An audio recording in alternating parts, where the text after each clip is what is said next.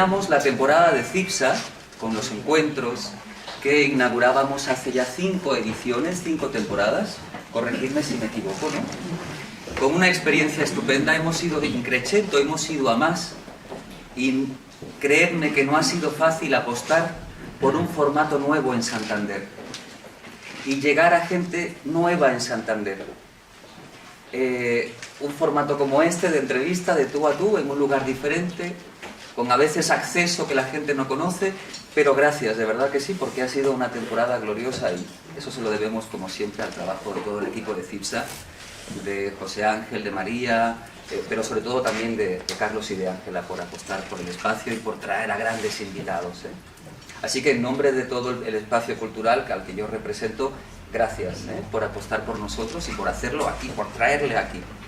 Permitidme que os diga que mañana, 1 de junio, celebramos 25 exposiciones y que las obras que veis colgadas forman parte de la exposición que mañana presentamos y que hace ese número 25 después de 8 años de exposiciones y que pertenecen a Alejandro Quincoces, que está considerado hoy en día uno de los grandes pintores del momento de nuestro país y es un lujo tener estas obras aquí con nosotros en Santander. Así que de verdad me hace muy feliz que vosotros seáis los primeros en ver esta exposición porque mañana la abrimos al público. Y hoy acabamos con la raíz de CIPSA. Ángela conducirá el vehículo que lleve a Carlos hacia un territorio desconocido, a ver qué pasa, Ángela. Y que tratamos un tema, además abordamos un tema clásico ya entre todos, que es universo femenino, universo masculino, ¿no? Brevemente haré un esbozo del perfil profesional de Carlos San Martín, que nos acompaña. Ustedes ya conocen que Ángela y Carlos son los creadores, los conductores de CIPSA, el Centro Interdisciplinar de CIPSA, que lleva casi más de 25 años trabajando y ayudando a miles de personas. Carlos, rápidamente, este es un resumen de Carlos. Hay más páginas, pero rápidamente tengo que decirles que Carlos es doctor en Medicina por la Escuela de Salud Pública de la Universidad de Maryland en Estados Unidos. Se licenció en Medicina y Cirugía en la Universidad de Cantabria, especializándose posteriormente en Sexología y Terapia de Pareja por la Asociación Española de Sexología Clínica en el Instituto de Sexología de París. Es además máster en Terapia de Pareja por la Universidad de Maryland y máster en Psiquiatría y Salud Mental por la Universidad Europea. Ha presidido congresos nacionales e internacionales de sexología y salud sexual y ha escrito un centenar de artículos en revistas científicas de divulgación y capítulos de libros. Es investigador y autor de estudios de investigación como el Estudio Europeo sobre Confianza Sexual, desarrollado entre 2011 en 12 países europeos. Ha impartido cerca de 1 millar de conferencias y cursos en el ámbito de salud sexual y colaborado con multitud de medios de comunicación. En este momento siempre digo yo, como ustedes recordarán por la televisión, el sexólogo que tantos buenos momentos nos hizo pasar. Es profesor universitario en distintos máster y posgrados, siendo actualmente director del máster en Sexología Médica de la Universidad Europea del Atlántico, único título propio en este área dirigido exclusivamente a médicos. Es secretario general y académico permanente de la Academia Española de Sexología y Medicina Sexual, vicepresidente del Instituto Europeo de Sexología y cofundador y coordinador del Centro Interdisciplinar de Sexología y Psicología y Salud de Santander, CIPSA. Lleva más de 20 años de práctica clínica como sexólogo clínico y terapia de pareja y por su consulta de ambos han pasado muchas miles de personas, más de 3.000 parejas está más o menos considerado. Gracias a los dos nuevamente, ya son muchos los años que llevamos juntos, por algo será, por algo será. Y nuevamente gracias y perdón a la gente que está de pie, si alguno necesita sentarse y no puede estar de pie, hombre, hay gente joven que yo confío, como decía en la película, confío en la amabilidad de los desconocidos. Gracias a todos, buenas tardes.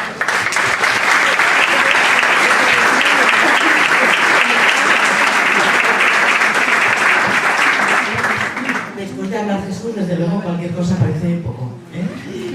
Yo agradezco también al espacio Fraile y Blanco, bueno, nosotros agradecemos la confianza que he tenido porque ya es el 4º año que estamos desarrollando esta actividad y ellos han dicho que están a gusto y nosotros también lo estamos.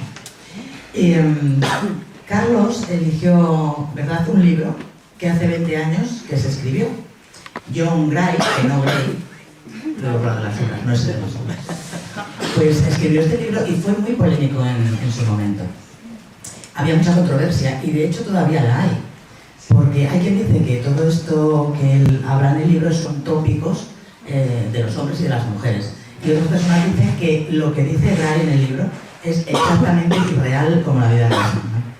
Entonces mi objetivo hoy será, pues utilizando a Carlos, su experiencia, su conocimiento, pero también después las aportaciones que podáis hacer todos, desde preguntas, experiencias o cualquier cosa que queráis aportar, pues poder hacer que esas diferencias sean algo incluso positivo. Es decir, que en vez de ser contrarios, podamos ser a través de las diferencias complementarios. Carlos, claramente los hombres y las mujeres somos físicamente distintos, eso es tontería, ¿verdad?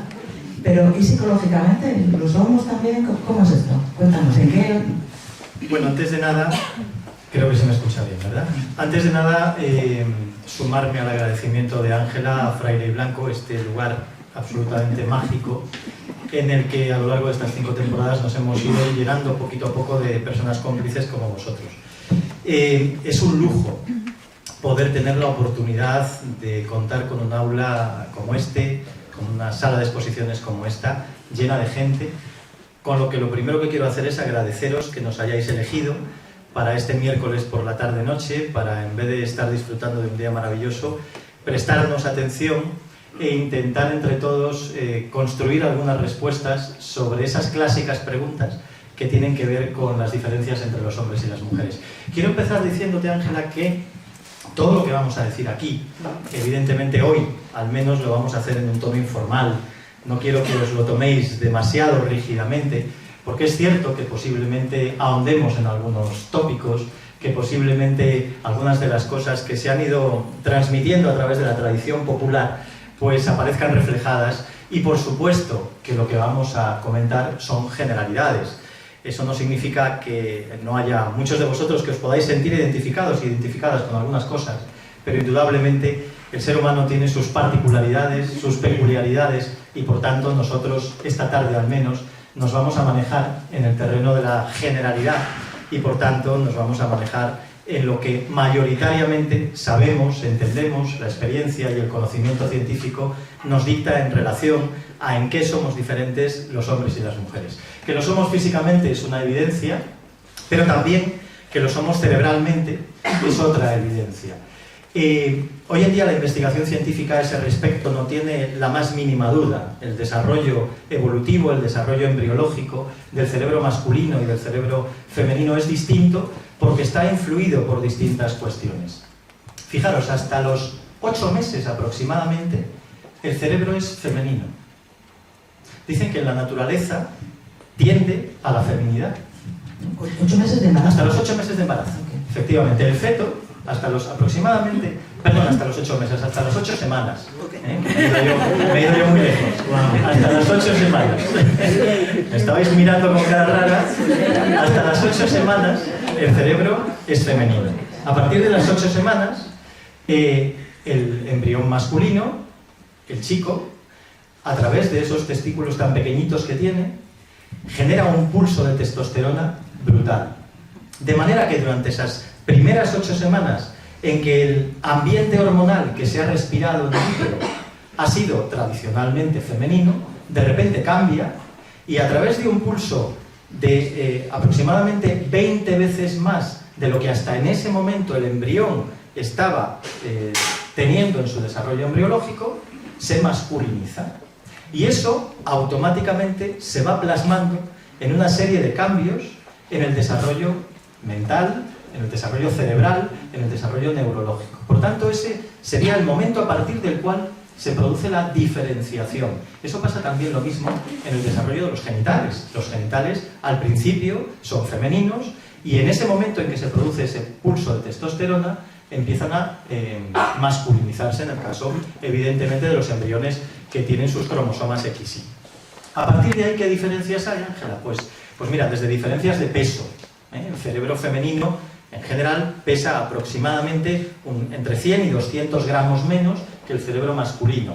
El cerebro masculino viene a pesar de media más o menos 1,5 kilos. Eso no significa que por tener un cerebro más grande los hombres seamos más inteligentes. Lo digo para que no empecéis a lanzarme cuchillos. Los neandertales también tenían mucho Exactamente, más, los neandertales tenían un cerebro más grande pero peor aprovechado. Pero la realidad es que el peso del cerebro del hombre es mayor que el peso del cerebro de la mujer. Otras diferencias interesantes desde el punto de vista cerebral es meternos ya en algunas, sin demasiado tecnicismo, pero meternos en algunas áreas del cerebro, algunas áreas concretas. Por ejemplo, el área de la agresividad, en la zona del hipocampo, donde reside esa especie de instinto de agresividad, ese área es 2 veces más grande en el caso de los varones por esa influencia androgénica de la testosterona en el desarrollo embriológico. Por tanto, eso puede, para los antropólogos es una explicación más que real, explicar el por qué el hombre tiende a poder tener un comportamiento menos autocontrolado y por tanto más agresivo. De hecho, hay una zona del cerebro también, en la región hipotalámica, más desarrollada en el caso de la mujer, y es precisamente la zona donde radica el control de impulsos. Entonces, todas estas cosas no son casualidades, todas estas cosas son diferencias que nos van llevando a tener después una tendencia comportamental distinta. Eso no significa que sea una condena, pero sí una tendencia.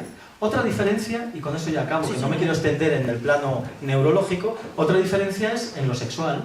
También la zona cerebral donde radica la conducta sexual está más aumentada de tamaño, es más o menos 2,5 veces mayor en el caso del hombre que en el caso de la mujer. Otra diferencia curiosa, que no quiero dejar pasar. Las interconexiones. Las mujeres tenéis un cerebro multitarea. Biológicamente multitarea. Nosotros siempre lo decimos de broma, que los hombres solo nos podemos concentrar en una cosa. Eso está demostrado desde el punto de vista cerebral porque la tendencia neurológica masculina es hacia la focalización neuronal. Es decir, nosotros, cuando estamos en una actividad, focalizamos nuestras sinapsis en ese mecanismo o en esa actividad que estamos desarrollando. Sin embargo, vuestras conexiones interhemisféricas son más fluidas y son más numerosas. Otra diferencia. Vosotras tenéis más densidad cerebral en la zona que controla la memoria emocional. Los hombres, ante un recuerdo emocional, nos quedamos con la generalidad. Vosotras os acordáis del 14 de mayo de 2011, exactamente de lo que me dijiste ese día, porque vuestra densidad cerebral, en ese sentido, en la memoria emocional, es mayor. ¿Qué quiero trasladaros con estos ejemplos? A que, al final, la biología está detrás de todo. Al final, la biología, por supuesto, influida por cómo lo ambiental acaba modulando nuestra conducta y nuestra personalidad, pero no podemos obviar que esas diferencias biológicas pueden marcar después, en mayor o menor medida, unas diferencias conductuales y unas diferencias cognitivas. Pues en muchas ocasiones se pensaba que había más diferencias a través de la educación, digamos, de la forma en la que nos socializaban, más que estos aspectos físicos. También influye, supongo, claro. Sin duda, pero fíjate, es curioso que la discusión entre lo innato y lo adquirido está prácticamente resuelta. ¿Por qué digo que está resuelta? Porque fijaros, hemos visto que lo adquirido acaba teniendo una impronta en lo innato. Es decir, que un comportamiento determinado, un comportamiento, por ejemplo, que se automatiza, acaba generando una serie de cambios cerebrales para que ese comportamiento se refuerce. Por tanto, lo innato tiene evidentemente repercusión en lo conductual, pero lo conductual acaba provocando cambios en nuestro funcionamiento cerebral para que ese comportamiento se acabe adquiriendo de una manera más automatizada. Un ejemplo curioso. En la Universidad de California hicieron una investigación con monos. Bueno, pues al grupo de monos, a una parte de ese grupo de monos, les cortaron el dedo índice. Monos machos a los que les cortaron el dedo índice. Al resto del grupo no. Al cabo de un tiempo se dieron cuenta, habían estudiado previamente las tareas que ese mono hacía con el dedo índice. Y además las áreas cerebrales que se encendían en la resonancia magnética cuando utilizaba ese dedo índice para esa determinada tarea. ¿Sabes lo que pasó al cabo de 3 meses? Que esas mismas neuronas que antes estaban especializadas en el dedo índice se especializaron en el dedo corazón y empezaron a desarrollar exactamente las mismas tareas con el dedo corazón. Es decir, esa adaptación ambiental se había producido gracias a una modificación cerebral. Por eso creo que el debate entre lo innato y lo adquirido, algunos antropólogos, algunos neurobiólogos, bueno, de hecho, este tema le hablé cuando vino Mara Diersen y ella me comentaba un poco en ese sentido, que es un debate que es un poco viejo, que es un poco antiguo. Ella utilizaba esa palabra. Al margen de que indudablemente nuestro modelado, nuestro entorno, nuestro ambiente social, todo eso repercute de una manera definitiva en nuestro comportamiento. Eso es incuestionable. Y entrando ya un poquito así en las diferencias, el título del libro a mí me encanta, es que me parece muy original, ¿no? Los hombres son de Marte y las mujeres son de Venus. Hombre, yo de la vida de Venus sé un poco, pero bueno, me gustaría saber cómo es la vida en Marte. Bueno, los marcianos no somos excesivamente complicados, pero tenemos nuestras cosas, tenemos nuestras peculiaridades. Mira, en Marte estamos preocupados sobre todo por las cosas. Estamos preocupados sobre todo por la eficiencia. Nuestra personalidad se expresa a través de nuestra demostración de éxito y de poder a través de lo que conseguimos hacer. ¿Vale? De manera que todo está influido por eso. Tareas que nos interesan especialmente, que por ejemplo significan la demostración de nuestras habilidades. Cazar, quizás un poco en desuso, el deporte, que casi nos lo tomamos como si jugáramos la Liga de Campeones en nuestro partido de los miércoles al furbito. Es decir, parece que ese elemento fundamental de demostración está permanentemente presente en el comportamiento masculino, en el comportamiento típicamente masculino. Lo que está claro es que los hombres no leemos revistas como el American Psychology. Eso está claro. Por tanto, no estamos tan involucrados en el terreno de los sentimientos, sino que estamos más involucrados en el terreno de las acciones. Y eso, como luego iremos viendo a lo largo de la charla, va a suponer una dificultad importante en nuestras relaciones con las venusianas. Y en Venus, ¿cómo están las cosas? ¿Cómo se vive ahí? Que tú sepas. Bueno, seguro que tú me dices que se viven bien, ¿no? Sí. Pero las venusianas en ese sentido, en vez de estar preocupadas fundamentalmente por las cosas, están fundamentalmente preocupadas por las relaciones, fundamentalmente preocupadas por las emociones. Su percepción de éxito está vinculada a su percepción de éxito relacional, a la percepción de éxito en el terreno de su gestión emocional. Por ejemplo, un marciano, cuando no se encuentra demasiado bien, no suele pedir ayuda. ¿Por qué? Porque entiende eso como una señal de debilidad.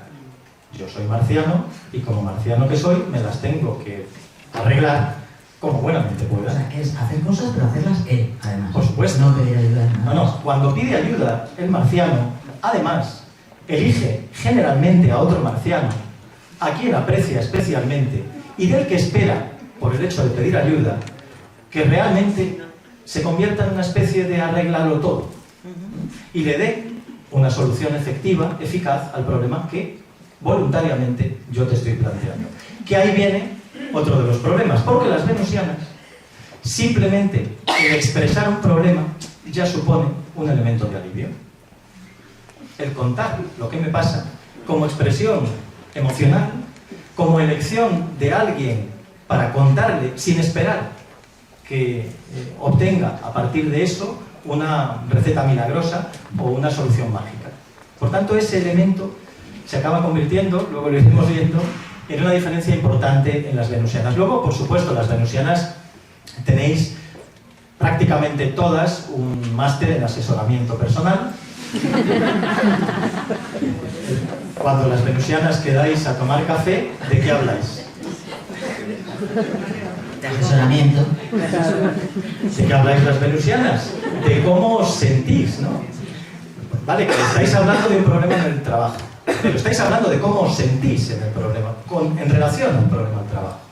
Por tanto, esa parte emocional, como hemos visto, más desarrollada incluso cerebralmente, acaba teniendo una repercusión en vuestro estilo de comunicación y en vuestra expectativa a la hora de lo que obtenéis de vuestro interlocutor. En este caso, habéis quedado a comer con una amiga para contarle lo que os pasa en el trabajo, pero desde la perspectiva de cómo yo me siento ante lo que me pasa en el trabajo.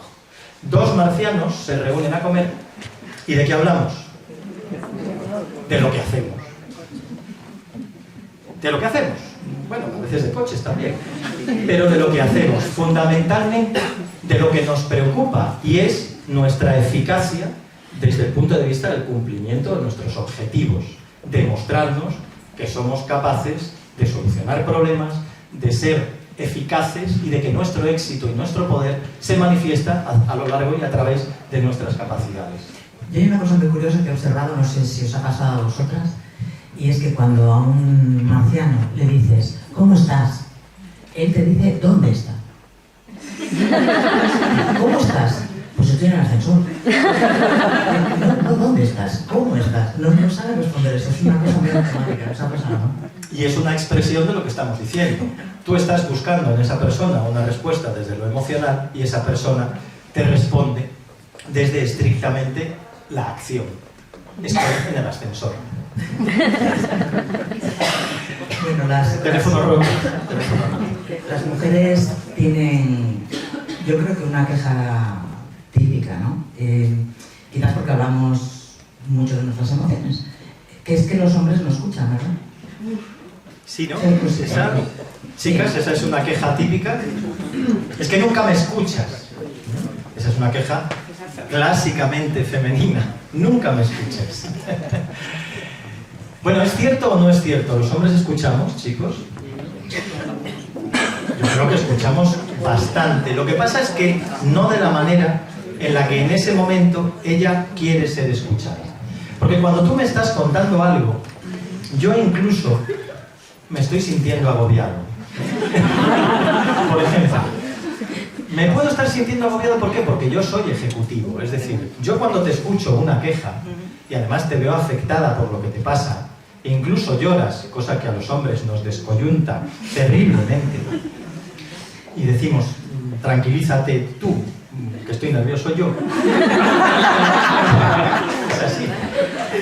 Entonces, en el momento en el que tú estás recibiendo de tu pareja femenina una manifestación de preocupación, etc., automáticamente en nuestro cerebro masculino, ¿qué empieza a bullir?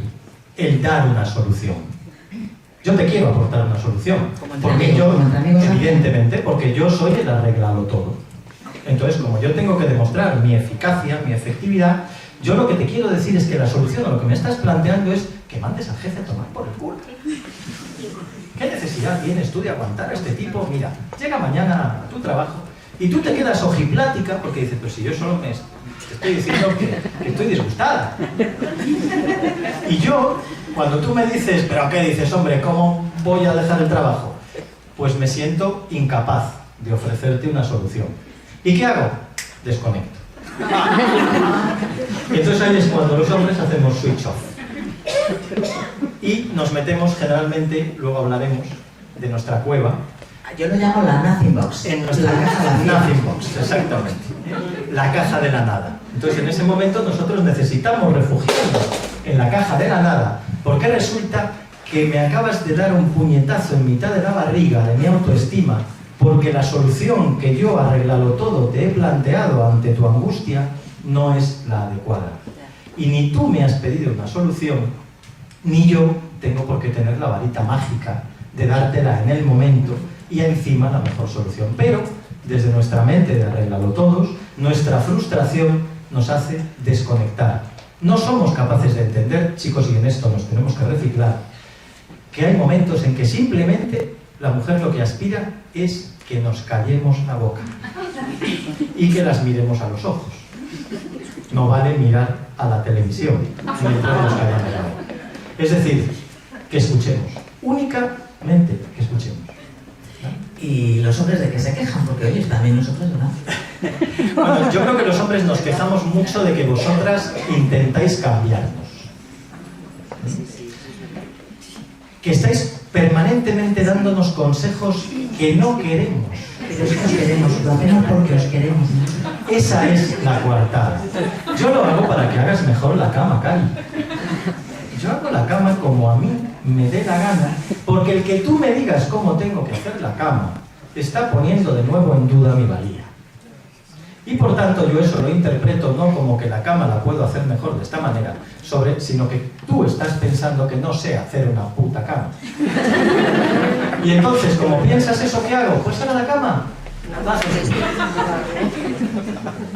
Entonces, los hombres nos quejamos sobre todo de que muchas mujeres nos cuestionan. ¿Por qué? Porque vosotras tenéis un máster en asesoramiento personal. Entonces, para vosotras algo que funciona bien, siempre puede funcionar un poco mejor. Para nosotros algo que funciona bien y punto. No tocarlo, ¿no? Claro, la cama está hecha, ¿no? ¿Problema hay? No, es que el embozo hay que meterle por aquí. ¡No! ¿Sabes tú lo que es un embozo? Hay que meterle por aquí.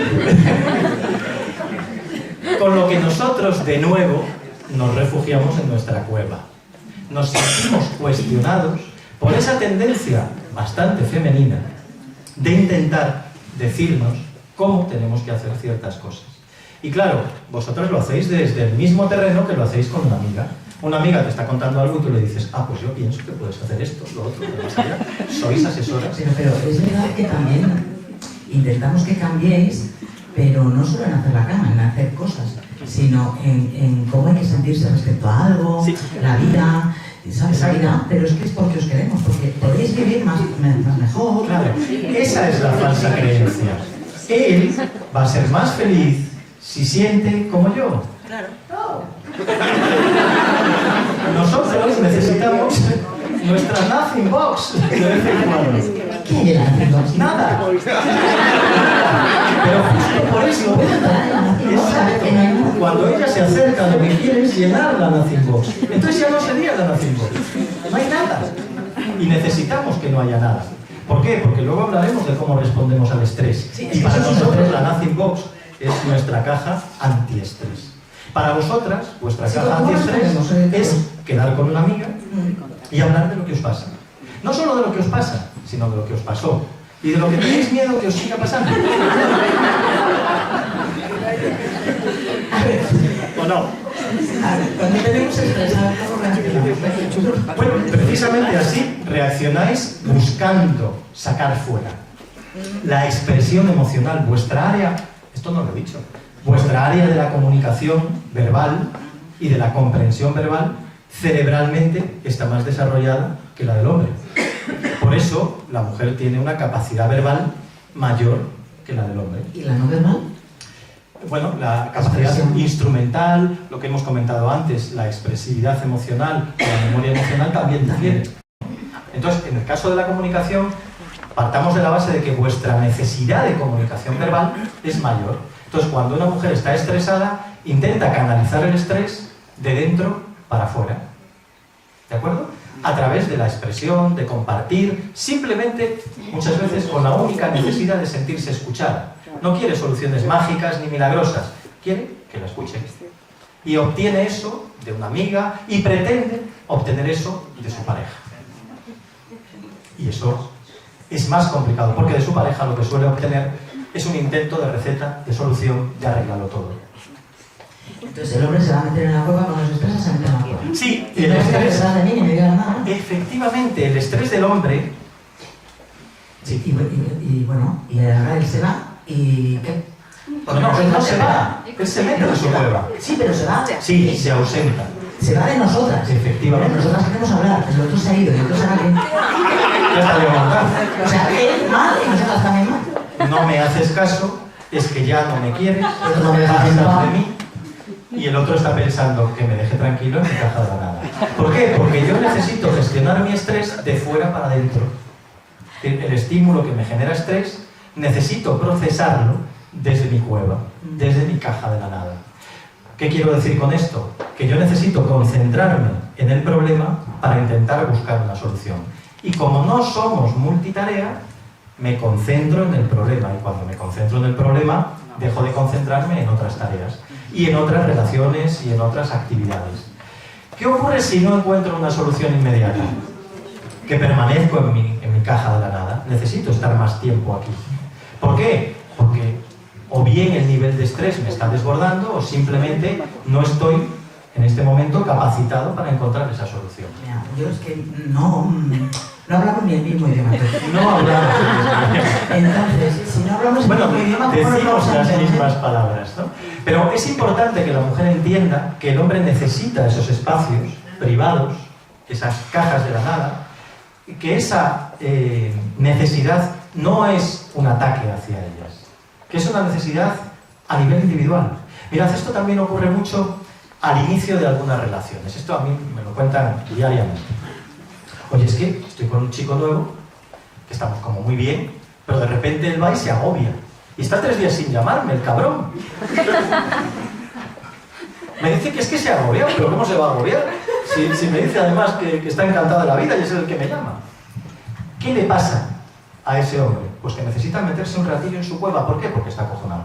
¿Por qué está acojonado? Porque está empezando a percibir que está estableciendo un vínculo y que eso le puede restar autonomía, independencia, poder, y necesita meterse algún ratillo en su cueva para reafirmarse y decir que sigue habiendo cueva aquí. Tú no sabes lo que estás haciendo. Nos estás diciendo Los trucos. los trucos. Claro, esa es la cosa, que salgáis aquí con algo. ¿Qué hacer en ese caso? Dejadle un ratillo en su cueva. 2 o 3 días. 2 o 3 días. Porque luego va a salir solo. Él va a salir solo. Yo digo que es como meter una piedrita en una ostra, se cierra y entonces ya le tocas y le dices, ¿ya has hecho la perla? Exacto. Y él solillo va a ir saliendo y se va a poner en contacto contigo y va a buscarte porque realmente nunca ha dejado de hacerlo. Lo que ocurre es que tiene ese tipo de necesidades que generalmente lo que obtiene es el WhatsApp de ella. Ya veo que pasas de mí. Con lo que me dijiste anoche y 2 días sin dar señales de vida. ¿O no, chicas? ¿Qué hacemos con eso? Presionar. Y entonces el tío se va metiendo cada vez en las profundidades de su cuerpo. De como salga efectivamente, voy a perder mi autonomía.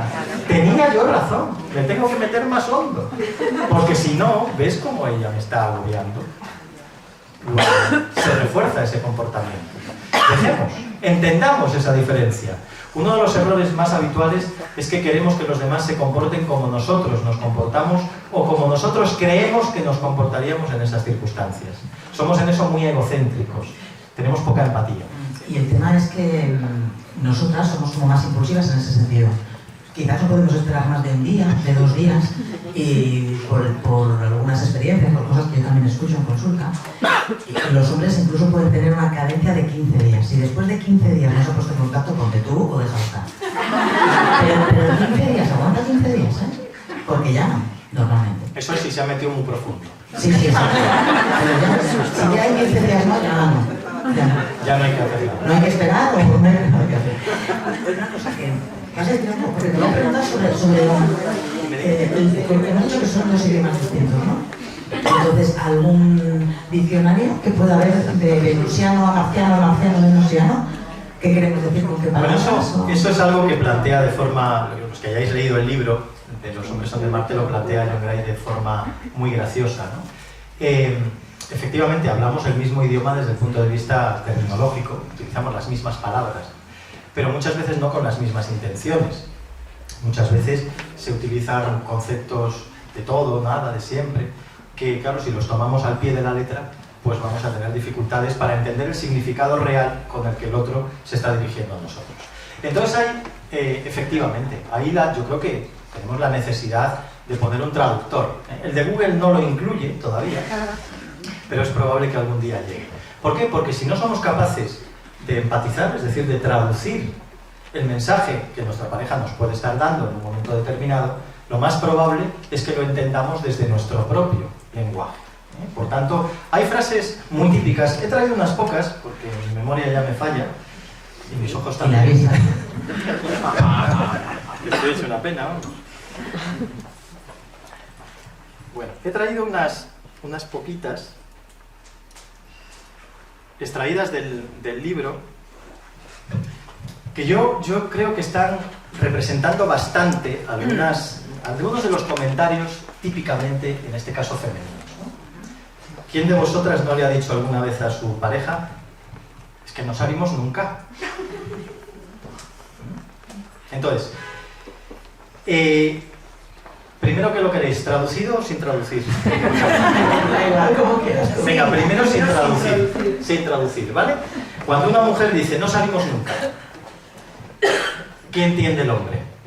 Entiende, no estás haciendo tu trabajo. Entiende, resultas una decepción, macho. Ya nunca hacemos nada juntos porque eres un perezoso. Eres un tío muy poco romántico. No me invitas nunca a ningún sitio. Eso es lo que la mente marciana interpreta del nunca salimos, o no salimos ya nunca. Traducción al venusiano. ¿Qué ha querido decir ella? Tengo ganas de salir.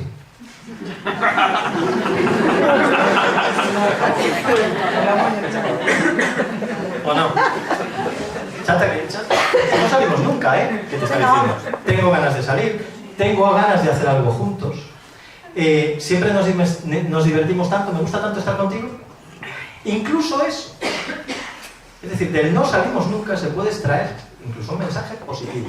Mientras que él, automáticamente, cuestiona el que ella esté pensando que es un perezoso, un matao y que no quiere ir a ningún sitio con ella. ¿Vale?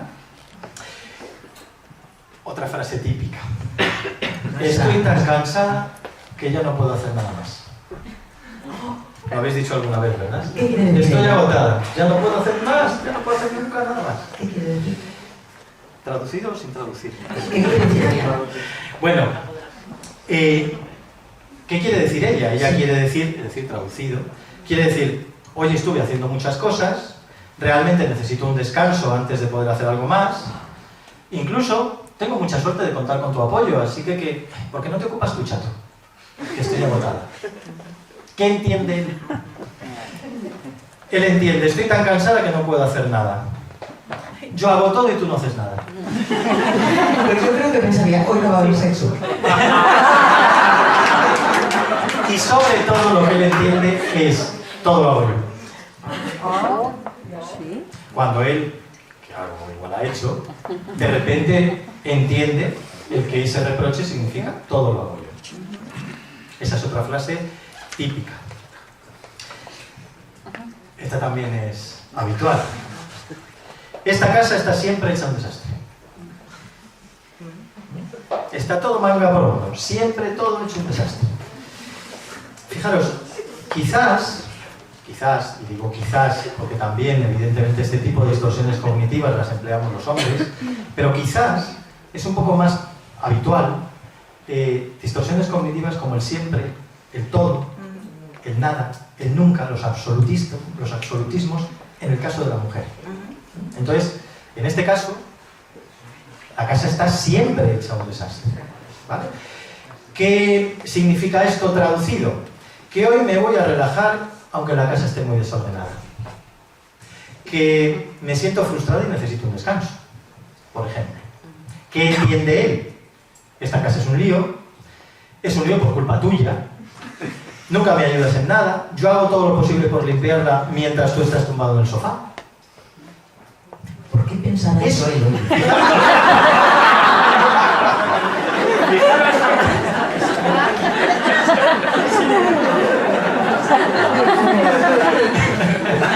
Fijaros que siempre hay una tendencia masculina hacia la personalización.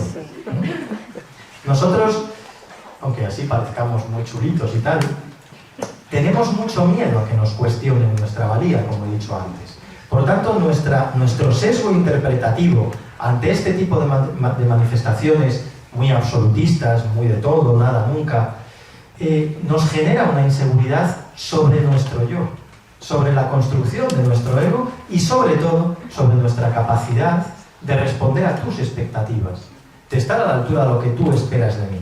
Y en el momento que me cuestionas, evidentemente ahí empieza el conflicto relacional, porque podemos entrar, por ejemplo, en la dinámica del y tú más. O sea, que igual sería mejor hacer una petición concreta. Vamos los dos. Evidentemente, a casa. uno de los aspectos que es importante destacar en relación a esto es que la única autovista posible entre dos personas es una buena comunicación. Es decir, si nuestra comunicación está basada en frases absolutistas, está basada en reproches o está basada en aseveraciones, muchas veces incluso etiquetados, típico comentario de eres en vez de haces. Generalmente, cuando le decimos algo al otro, le decimos lo que eres, le ponemos un cacho de etiqueta, con lo cual, además, curiosamente, después los humanos nos comportamos en base a la etiqueta que nos han puesto. Si a mí me han dicho que soy un desordenado, es más probable que me comporte de forma desordenada, porque como soy desordenado, incluso interiorizo esa etiqueta. Cumplir la profecía. Se cumple la profecía. Bueno, y cuéntame ellos qué dicen y qué nosotras pensamos de... ¿Tienes del otro lado? Sí, dentro del lenguaje, digamos, masculino. Dentro del lenguaje masculino hay una cuestión muy curiosa, y es vuestra dificultad para dar veracidad a lo que nosotros decimos. Yo creo que es lo más destacable. Por ejemplo, llegamos serios a casa, por la razón que sea. ¿Qué te pasa, Cari? Nada. No me pasa nada. ¿Cómo que no te pasa nada? Pues vaya careto que tienes. No, de verdad que no me pasa nada. ¿A él le pasa algo? No, no especialmente. Puede estar cansado, puede tener algún problemilla, incluso puede, en algunos casos, tener esa necesidad de meterse en su cueva porque ha tenido algún problemilla y tiene que resolverlo. Pero incluso pongámonos en la situación de que él no necesita en ese momento su cueva, simplemente no llega eufórico. Y ella interpreta que su seriedad automáticamente es consecuencia de que hay algo emocional que les fractura. Y lo siguiente que le dice es que ya no me quieres. Ya no quieres hablar conmigo. Pues para que no te pase nada, no me has dirigido la palabra en toda la noche. Entonces, él le ha dicho la verdad, no le pasa nada. Vamos a ver, no le pasa nada significativo. Te puede pasar algo, puede estar cachado, o puede estar disgustado por alguna cosilla. Pero no es nada relevante y, por tanto, no considera que lo tiene que compartir con ella. Porque él es arreglarlo todo, y entonces, pues mañana ya hablo con mi compañero y lo resuelvo. Pero su ánimo no es para tirar cohetes. Sin embargo, ella automáticamente cae en el pensamiento, la lógica fracturada, es decir, una serie también de errores interpretativos que hacen que saque conclusiones arbitrarias, que le dé un sobresignificado a lo que él le ha dicho. En definitiva, yo creo que la fractura fundamental en ese sentido entre la comunicación marciana y venusiana es sobre todo que las venusianas no nos creéis lo que os decimos. No me pasa nada, no os lo creéis. Ese es el único ejemplo de los hombres, ¿no? Como hablan poco, pues es... No, podemos hablar de otros ejemplos. Por ejemplo, hay una diferencia importante, y me voy a referir a la comunicación más general. Hay una diferencia importante en cómo gestionamos el estrés en relación a lo sexual.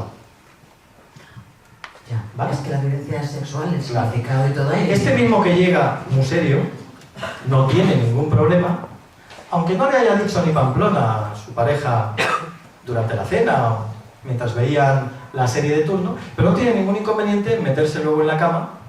Y qué manera mejor de liberar el estrés que tener sexo, ¿verdad, chicos? ¿Se os ocurre alguna mejor? Y claro, y entonces él llega y la arrima la cebolleta. Y el estrés, ellos no pueden hacer autogestión de su propio estrés. Sí, también es una opción. Sin arrimar nada. También es una opción. Entonces, ¿qué le pasa a ella?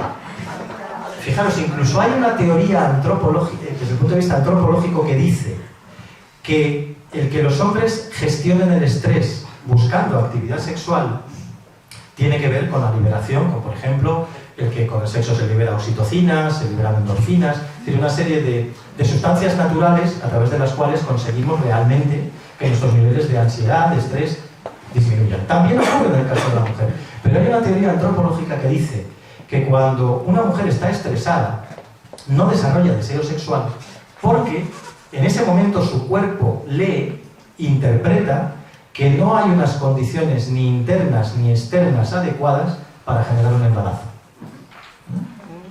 Eso es lo que dicen los antropólogos. Ahí lo dejo.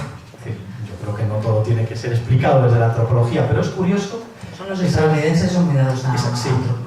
Bueno, de hecho esta teoría es de Helen Fisher, que es una antropóloga muy importante de ese país. Pero en lo sexual tenemos un conflicto también muy importante extraído de esa diferencia entre cómo nosotros podemos buscar en el sexo una forma de gestionar nuestro estrés y cómo para vosotras es impensable en una situación de estrés tener deseo. Lo mismo que es impensable, y esta es otra de las diferencias en lo sexual muy destacada y que además genera con frecuencia conflictos entre hombres y mujeres, que tiene que ver con el deseo. Y esto es importante que lo tengáis en cuenta en vuestras relaciones personales. El deseo del hombre es estímulo dependiente. Además, sobre todo, de estímulo visual, ¿vale? Nosotros tenemos la tendencia a generar deseo desde lo que vemos. Y además, en base a ese estímulo, no necesitamos mucho más procesamiento de información. Tú ves a tu pareja pasar por el pasillo y como te gusta un montón, pues automáticamente tienes claro que lo deseas, ¿vale? Incluso alguien que no conoces. Estás tomándote una copa en un bar, ves al fondo de la barra a una chica y dices, voy a ver si pillo. No necesito hablar con ella, ni siquiera saber cómo se llama, a ver si pillo. Básicamente. Pero no era el de antes, ¿no? Puede ser incluso el de antes. Pero ya lo había dejado con su pareja.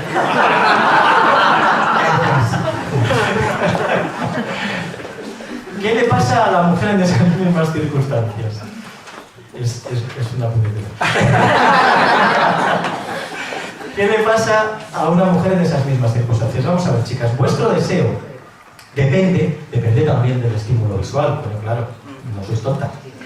Este tío está muy bueno y me gusta, desde que ahí está muy bueno. Pero antes de decidir si tengo deseo hacia ese hombre o no, o hacia esa mujer, antes de decidir si tengo deseo, tengo que percibir algo que nosotros denominamos, bueno, Bason, que fue quien definió esta fase de la respuesta sexual, la fase de deseo, tenemos que percibir algo que denominamos intimidad. ¿Qué es la intimidad? ¿Qué hay dentro de ese concepto? Pues la sensación de complicidad, de buen rollo, de cercanía, de confianza. De manera que esa chica del otro lado del bar también se ha fijado en el chico y también ha hecho, ya que bueno está. Pero ella, antes de decidir si va a tener deseo hacia él, necesita interaccionar. Igual le importa un pimiento, como se llame, pero necesita percibir intimidad. Y si no percibe intimidad, ya puede ser el tío Miss Mundo, mi Mr. Mundo, que no va a generar ese sentimiento de deseo. Y yo me he llevado la mano a la oreja porque la intimidad entra por aquí. Por supuesto, por supuesto. Entonces, claro, ¿qué ocurre? Que yo llego a mi casa, no dirijo la palabra, volvemos al ejemplo de antes. Como vengo un poco agobiadillo, pues no tengo muchas ganas de hablar. Ahora, eso sí, como mi chica me gusta, ¿por qué no voy a tener sexo con ella? ¿Qué mejor manera de liberar mi estrés? Entonces, claro, ella, en el momento que él le arrima la cebolleta, no está en absoluto disponible. No digamos si han discutido. Ya no solo es que, aparte de buenas formas, le dice, tú estás loco. Ella necesita volver a generar intimidad. Ella necesita, a lo largo de ese día, haber generado un mínimo de intimidad, de comunicación, de complicidad con él, para estar disponible, para generar deseo, desde ahí, para tener sexo con él. Y esto es algo fundamental a la hora de podernos relacionar sanamente en lo sexual, los hombres y las mujeres. Y es algo que se nos olvida. La mujer se siente agredida porque hay que ver que no me ha dicho ni hola en todo el día y lo primero que quiere es subirse encima, y él dice, es que no me desea, me está rechazando constantemente. Cada vez que me acerco, ¿cómo? Pues sin haberle dicho ni hola. Fijaros, yo lo primero que le pregunto a una mujer en consulta cuando me dice que tiene un problema de deseo es ¿qué es exactamente lo que no deseas? Porque igual sí que deseas que te den un masajito en los pies cuando llegues a casa. Oye, o un masajito relajante antes de dormir. O que se tomen una caña en el sofá contigo. Igual eso resulta que sí lo deseas. Y sistemáticamente me dicen, claro, pues lo que ella no desea en ese momento es echarse un tiro encima. Sino que necesita esa complicidad, esa intimidad para poder tener ese deseo desde el cual poder tener una experiencia sexual. Y esto o lo entendemos bien o va a ser un conflicto cuasi permanente. Os aseguro que es una de las cosas que en el ámbito clínico vemos de manera sistemática y que tenemos que explicar y corregir de forma casi universal en prácticamente todas las parejas. Y esto es una forma, se supone, pues de mejorar la sexualidad, por lo menos en esa parte inicial del deseo, ¿no? Pues a ver si nos puedes decir cómo mejorar ese entendimiento, tanto en la comunicación general como en la sexualidad, ¿no? ¿Algunos truquillos? Sí, cosas así como muy sencillas. Hombre, yo creo que en el ámbito de la comunicación cometemos infinidad de errores. Por ejemplo, elegimos un mal momento y un mal lugar muchas veces. Nos empeñamos con que ahora tenemos que hablar de esto, porque lo digo yo. Seguro que el sábado,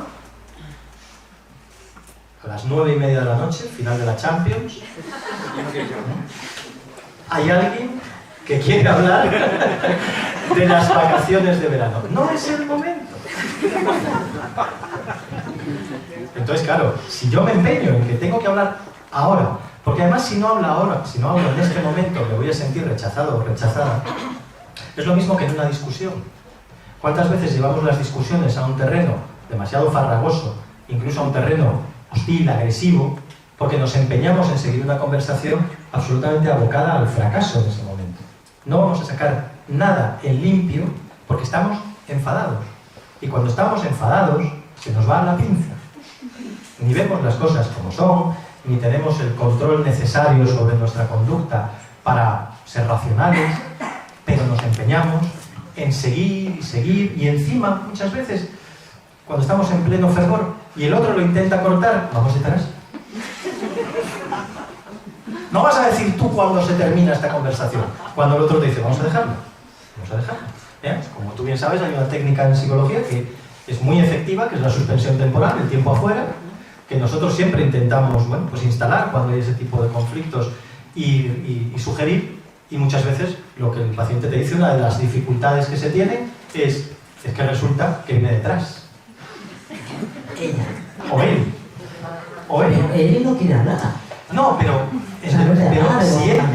escucha, si él ya está enfadado, recuerda que él tiene en general más dificultades con el control de sus impulsos. Y por tanto, él cuando ya está enfadado, se establece esa discusión como una lucha de poder.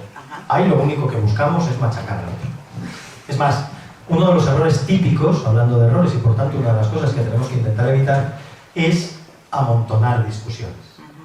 Mirad, argumento típico. Infidelidad hace 23 años, 6 meses y 2 días. Cada vez que te quiero ganar, te digo, anda que con lo que me hiciste. Eso es súper frecuente. Tenemos un arma ganador. Cuando queremos hacer un touchdown, solo tenemos que decir, ya. Acuérdate de lo que pasó. Gracias me tenías que dar por seguir contigo. ¿O no? Entonces, sacamos todo el background de discusiones. Y eso es más típicamente femenino. Porque vosotras tenéis más conexiones. Y por tanto, tenéis esa memoria emocional mayor. El chico, evidentemente, si ha sufrido una infidelidad, se va a acordar de ella. Pero probablemente no se acuerde de la fecha, del día, de las veces. del número de teléfono de la otra persona. ¿Pero lo echan cara o no? También lo puede echar, también lo puede utilizar como argumento, porque al final es un argumento ganador. Por tanto, a modo concreto, cuando en un momento determinado, en una conversación, en una comunicación, en un conflicto, nos demos cuenta de que estamos empezando a perder una cierta capacidad de control, reconozcamos que no siempre estamos en disposición de poder resolver un problema. Esto es como los problemas matemáticos. A veces hay que irse a la cama para que a la mañana siguiente parece que el problema se resuelve solo. No nos empeñemos en tenemos que resolverlo ahora. Cuando a mí alguien me dice, yo es que soy incapaz de irme a la cama cabreado con él o con ella, a mí se me ponen los pelos como escarpias. ¿Por qué? A saber cómo van a resolver eso. A saber qué significa que yo soy incapaz de irme a la cama enfadado o enfadada contigo. Porque la mayor parte de las veces eso significa necesito que me pidas perdón. Antes de irte a dormir. Pide perdón y ya está. Solucionado, ya me voy tranquilo. Pero no estamos en ese momento en disposición. Luego cometemos errores de comunicación muy clásicos, hemos citado alguno. Etiquetamos mucho, generalizamos. El todo, el nada, el nunca, el siempre. Entonces, desde ese tipo de argumentario es difícil contrarrestar, es difícil razonar. Luego también tendemos más a hacer exigencias que peticiones. Y luego cuidamos muy poco el cómo. Cuidamos muy poco el trato. Y hay algo absolutamente fundamental en cualquier relación humana, pero más en una relación afectiva, que es el buen trato. El tratar bien al otro es hablar bien al otro. Discutir bien con el otro. Y ahí tenemos un hándicap. Digo tenemos un hándicap porque le tenemos todos como latinos. Nuestro concepto de discusión, cuando nosotros nos planteamos una discusión con alguien, el concepto latino de discusión tiene que ver con conseguir llevar razón. Es decir, con demostrar al otro que yo tengo la razón y tú estás equivocado. En eso deberíamos de aprender un poco de la cultura sajona. No hay muchas más cosas que aprender, pero esa es una de ellas. Es broma. Pero esa es una de ellas. El concepto sajón de discusión, incluso la palabra, no es discuss, es argument. El concepto sajón es, yo ya me sé mi opinión, te la doy por aquello de que estamos hablando, pero no aspiro a que me des la razón. Entonces eso facilita muchísimo las cosas. Y en ese sentido, como somos muy latinos, nuestro objetivo no es compartir mi opinión contigo, no es contarte cómo yo veo las cosas, es convencerte de que estás equivocado y yo tengo la razón. En todo el ámbito, pero especialmente en la relación de pareja. Eso te da poder en la relación. Evidentemente, te da el poder y la autoridad que te da el tener razón. Y además, depende también de las personalidades, pero la importancia que tiene tener razón, por ejemplo, con alguien que tenga baja autoestima, tener razón va a ser súper importante, porque se mide su autoestima a través de las veces que tiene razón. Está verificando permanentemente, a través de la demostración de su valía y de su razón, su propio ego, la construcción de su yo, de su autoestima. Y en el tema de, por ejemplo, las separaciones, los divorcios, no sé cuál es tu opinión, pero hay gente que dice que hay más número de separaciones o de divorcios ahora porque la gente se tolera muy poco, o se tolera menos que antes, o... ¿Qué opinas de esto? Bueno, la realidad es esa. La realidad es que el crecimiento de las separaciones en España, bueno, en España y en los países occidentales en general, ha aumentado mucho en los últimos años. Yo no creo que tenga que ver con nuestra tolerancia. Yo creo que tiene que ver con nuestra percepción de lo que aspiramos a tener en una relación de pareja. Yo creo que tiene que ver con que no nos conformamos. Somos más inconformistas. Buscamos estar bien, ser felices en este momento, no en otra vida. Entonces, cierta percepción que antes había de me tengo que conformar con lo que hay, se ha ido cambiando con si no me gusta lo que hay, lo puedo modificar. Yo no creo y te hablo desde mi experiencia de haber compartido muchos procesos en ese sentido, yo no creo que haya una sola pareja que se separa o se divorcie por capricho. No lo creo. Creo que quien piense que hay una cierta frivolidad a la hora de separarse, creo que no conoce este tema. ¿Por qué? Porque una ruptura es una experiencia extraordinariamente dolorosa. Fijaros si lo es. La Asociación Americana de Psiquiatría, que es lo más de lo más en el ámbito de la psiquiatría mundial, en el año 2012, hace 5 años, a través de una serie de estudios, estableció una especie de clasificación de cuáles eran los acontecimientos más traumáticos, ¿te acuerdas de aquello, verdad?, en la vida de una persona. ¿Cuál creéis que es el primero?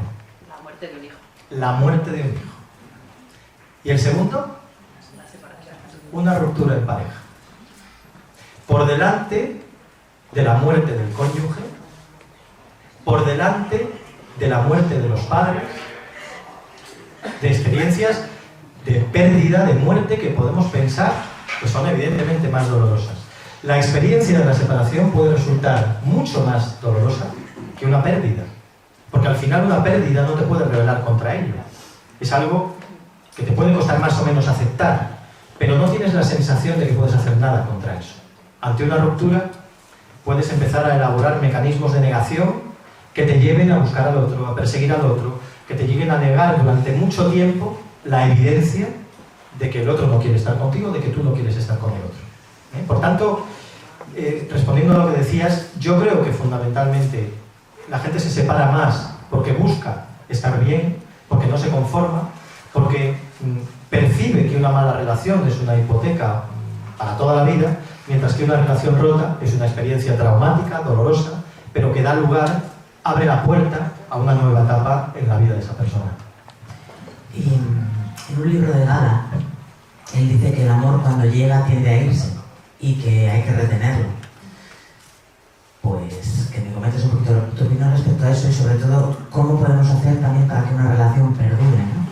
El que no se vaya, el retener ese amor. Pues mira, tenemos que aceptar varias cosas, hombres y mujeres. Primero, que cuánto daño han hecho los cuentos infantiles.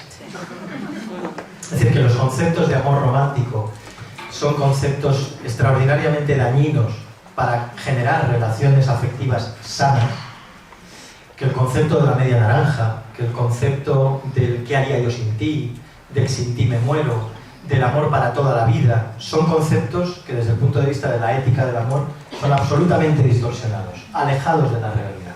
El amor cuando llega tiende a irse. Gala de Amor sabía un poco, por lo menos literariamente. Es decir, las relaciones humanas, nos guste o no, esto que estoy diciendo es muy antirromántico, pero las relaciones humanas, nos guste o no, tienden al deterioro. Cualquier relación humana tiende al desgaste. Por tanto, lo que hay que hacer es intentar evitar que se desgaste. Es intentar evitar que en un momento determinado incluya otro concepto que nos da como muy para atrás, que es el concepto de desamor. El amor existe y el desamor, aunque tiene muy mala prensa, también existe. Y por cierto, el desamor forma parte de la experiencia amorosa. Hay mucha gente que cuando se separa automáticamente negativiza su relación anterior. Incluso te dices que lo quiero olvidar. Chico, vas a olvidar una parte de tu biografía, una parte de ti, porque al final esa relación, esa experiencia amorosa ha contribuido a cómo tú eres en ese momento.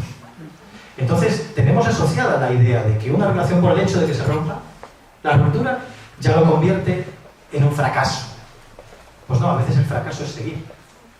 La experiencia amorosa a veces incluye el desamor, aunque sea doloroso y aunque sea, en ese sentido, muy contrario a los conceptos de amor romántico.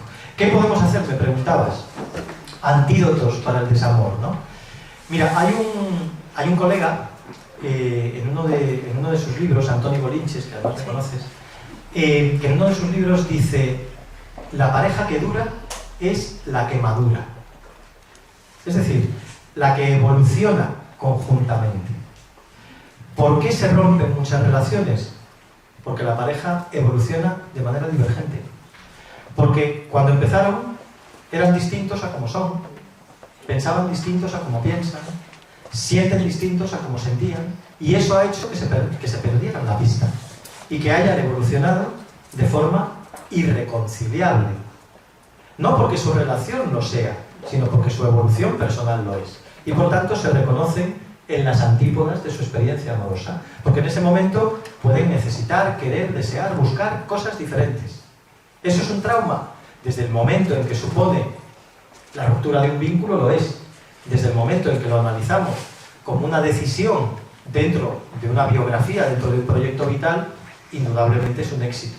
Porque es una decisión valiente y coherente con la evolución de esa pareja. El antídoto, por tanto, yo suelo decir frecuentemente en consulta que es importante tener los ojos abiertos. ¿Por qué? Porque tendemos a caer en errores como, por ejemplo, no reconocer una emoción que en general manejamos bastante mal los humanos, que es la incertidumbre.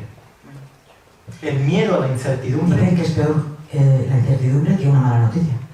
No te quepa la menor duda. Con la mala noticia sabes por dónde tienes que ir. Efectivamente. Pero la incertidumbre no te deja moverte, ¿no? No estamos entrenados para manejar la incertidumbre. Y en eso estamos peor entrenados los hombres. Porque los hombres tendemos a buscar tenerlo todo mejor controlado. Por tanto, ante situaciones de incertidumbre nos generan mucho estrés. Cuando la incertidumbre es parte de la vida. Es una emoción perfectamente adaptativa, porque es una realidad. Yo no sé lo que va a pasar en mi vida luego, no mañana, luego. Para combatir la incertidumbre, ¿qué hacemos? Construimos un mundo de fantasía. Un mundo basado en la idea de que voy a estar contigo toda la vida, en que siempre nos va a ir bien. En definitiva, la negación de una evidencia que es una relación, se sabe cómo empieza y dónde y cuándo, pero no se sabe cuándo y cómo termina, si va a terminar. Aceptar ese hecho nos permite liberarnos del miedo a la incertidumbre. Os aseguro que es extraordinariamente liberador decir, no sé lo que va a pasar en mi vida, no tengo ni puñetera idea. Intentaré controlar lo que pueda y lo que no, aceptar que escapa de mi control. Hay dos miedos, y voy a decir un taco, hay dos miedos que nos joden la vida. El miedo a la muerte y el miedo a la incertidumbre.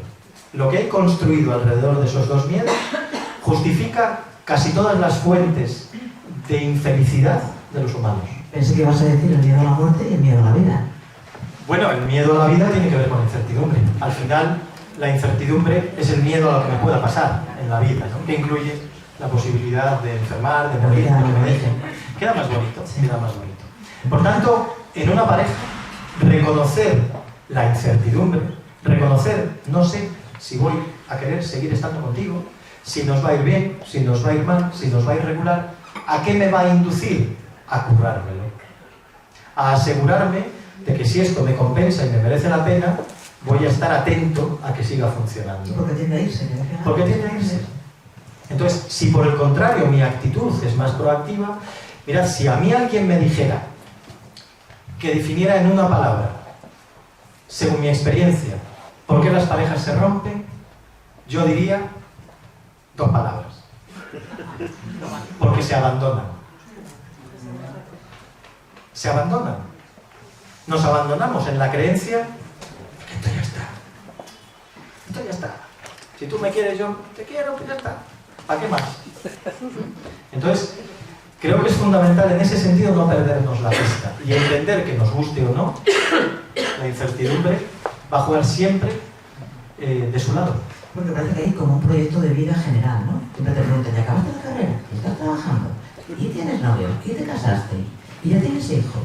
Y ya, ¿sabes? Es como una especie de programa. Pero los hijos que tenemos, los hijos no antes de los 2 años porque hay que disfrutar del matrimonio. Pero después de los 2 años ya es momento de tener los hijos. Pero uno solo tampoco no, porque no va a estar solo el chaval. Ya si tienes 3 ya te has casado. Pues, eso es una especie de programa vital a nivel social que presiona muchísimo, ¿no? Y eso es algo que, como tú bien sabes, se ve con nuestros pacientes. Quiero decir, la angustia de se me va a pasar el arroz. Y el tenerlo todo colocado, tenerlo todo colocado. Y luego se te descoloca todo. Hay una frase muy buena que dice que la vida es aquello que pasa mientras nos empeñamos en hacer planes. Y es muy cierto. Entonces, yo creo que tenemos que reprogramarnos en ese sentido, no solo en el ámbito de la pareja, sino en el ámbito personal, para entender que eso de hacer planes está muy bien, pero no deja de ser una fantasía. Que luego se cumpla más o menos, dependerá de otros parámetros que escapen a nuestro control, como por ejemplo el azar. ¿Queréis preguntarle alguna cosa? ¿O aportar algo?